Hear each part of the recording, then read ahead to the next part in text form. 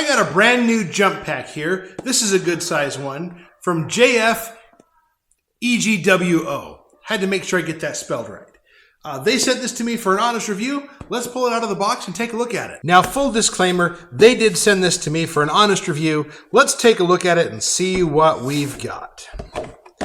Inside is some nice packaging, nice foam carrying case, the instructions, because let's face it, everything's got them anymore.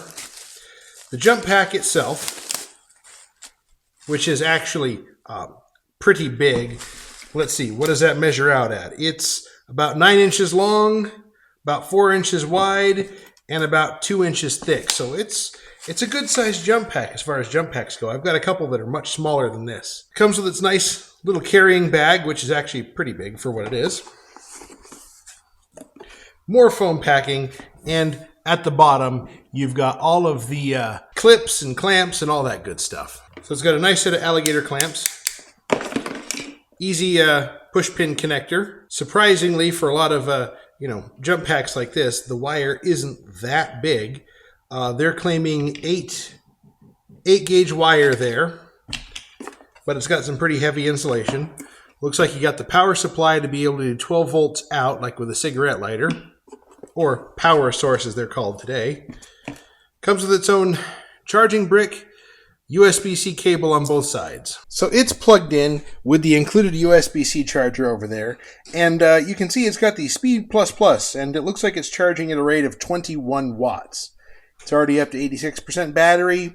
We're going to let it go for the hour and a half that the instruction manual calls for, because, something like this you want to last, so we'll just follow what they recommend for now.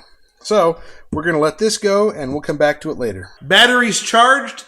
I have one gripe with this already. The little plastic flap on the end, it doesn't exactly press into place nicely. So it doesn't stay pushed down unless you really work at it, and even then it's kind of questionable. But anyways, let's go start with my 85 Buick Regal and its 3.8 V6. It's been sitting a while. I know the battery's low. We can learn how this works out there. Well, apparently it's been a little longer than I thought. Got to do a little bit of maintenance here first. Wasps have decided to build a home in the door jamb. Let's just give them a minute before we go too much further. All right, so with the power turned on, all we got to do is take the jumper cables, lift up, not that end, this end down here, conveniently labeled starter port, if I could read. So lift up the rubbery flat, stuff them in, and hook it up like you would any other jumper pack or, jumper cables or that kind of thing.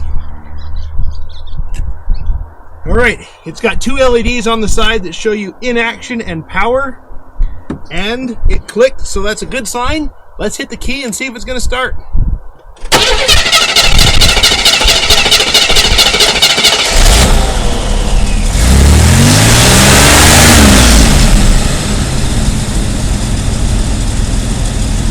So just like that, this one starts up, and it just does the thing. You hook the cables up, it starts applying power to the battery. Let's go try something a little different. Let's try my El Camino. This is my 1982 Chevrolet El Camino. This has got a 383 cubic inch small block Chevy with about 10-to-1 compression, and the timing is locked at 36 degrees before top dead center. That's because it's a bracket car. All it does is leave it idle or wide open, and anytime it's stalled up on the converter, it would be beyond the point all the mechanical advance would be in anyways. So 36 degrees total timing is the thing that makes this a little hard to start. The other thing we're going to test is if this can do it without a battery in place. The battery is located all the way at the back because drag car, weight transfer. So I'm just going to grab hold of my 2 positive and negative ports, terminals, whatever we want to call them, and see if it's going to start this thing with no battery. I've heard that some of them can't do this. Let's find out. So just for full transparency, here's the positive, here's the negative. I'm going to hook it up correctly, and we're going to see if it's going to start. All right, it's hooked up. It shows power is on. Let's hook it up to the ground and the power, and let's see what happens here.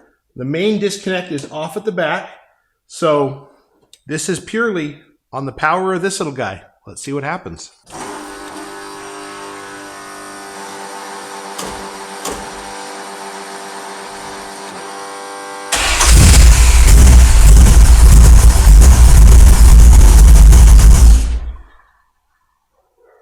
Well, that was interesting. It cut power and cut the power off to the car. So what that tells me is that this isn't going to work if you don't have a battery in the car. So I got to admit, that was kind of interesting. I did not expect to see that happen. This has got a cutoff. It only applies power for so long before it shuts things down internally, so it doesn't fry itself, which is a good thing. But if you're trying to jump and move cars that don't have batteries at all for whatever reason, because let's face it, it happens, this probably isn't going to be the tool for you. But you know something?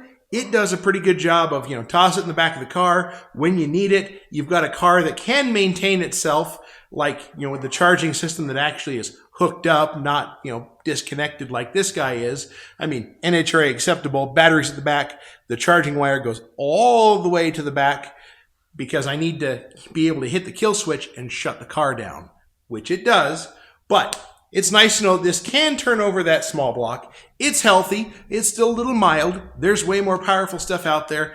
I think this is going to wind up at the track with me because in the event that I got to have a jump to get started, like I've left my electric fan on too long, this is going to be the guy that's going to be able to do it and possibly save my butt to make it to the next round. So check this guy out. There are links in the description. Thanks for watching. We'll catch you later.